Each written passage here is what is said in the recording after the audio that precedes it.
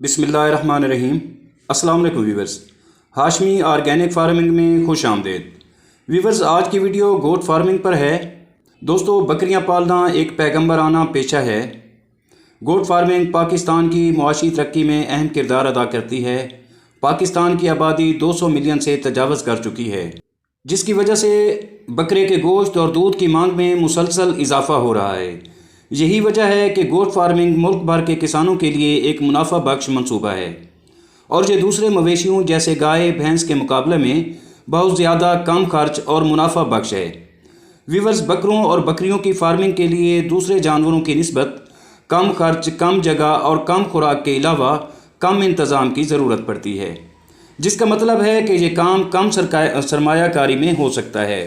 गोट farming अपनी मुआशी अहमियत की वजह से काफ़ी मकबूलियत हासिल कर चुकी है। व्यूवर्स, पाकिस्तान में तकरीबन 56 मिलियन बकरियां पाई जाती हैं। बकरियों की बहुत सी इकसाम हैं जो मुल्क की मईशत में हिस्सा डालती हैं। अजीज़ साथियों, वतन अजीज़ में बकरियों की फार्मिंग की मकबूलियत हासिल करने की बड़ी वजह साजगार मौसमी हालात हैं। दोस्तों, बकरियां महदूद वसाइल के साथ सख्त माहौल में भी फल फूल सकती हैं। मज़ीद बरां बकरियों की फार्मिंग के लिए अच्छे मौसमी हालात के साथ जगह का इंतखाब ज़रूरी है। लिहाजा फार्म ऐसी जगह पर होना चाहिए जहां जानवरों की नकल व हमल के लिए कोई दुश्वारी ना हो और ना ही जानवरों की नकल व हमल पर ज़्यादा अखराजात आएँ।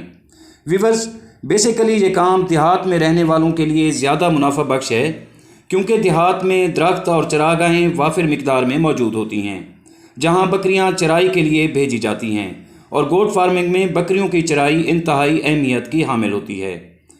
दोस्तों, बाहर चरागाहों में जाने से बकरियां सेहतमंद रहती हैं, जिससे फार्मर मेडिसन के इजाफी खर्च से बच जाता है और जूम फार्मिंग में उसका मुनाफा बढ़ता चला जाता है। बहरहाल दोस्तों, ये एक बरकत वाला पेशा है और अगर आप ज़राई ज़मीन रखते हैं तो उसमें किकर, बेर, शहतूत और सरस वगैरह काश्त करके बकरियों की अच्छी अफजाइश कर सकते हैं। दोस्तों, गोट फार्मिंग में नुकसान के अंदेशे कम और मुनाफा यकीनी होता है, मगर इसकी फार्मिंग से पहले बुनियादी मालूमात का होना निहायत ज़रूरी है, जो आपको वीडियो के अगले हिस्से में बताया जाएगा। व्यूवर्स, वीडियो अच्छी लगी हो तो वीडियो को लाइक और शेयर ज़रूर करें, और अगर आप दोस्त मेरे चैनल पर नए हैं तो प्लीज़ चैनल को भी ज़रूर सब्सक्राइब कर दें। बहुत शुक्रिया। दुआ है कि अल्लाह हम सब पर मेहरबान रहे। जल्द मिलते हैं किसी अगली वीडियो में। तब तक अल्लाह हाफिज़। अपना बहुत सा ख्याल रखिएगा।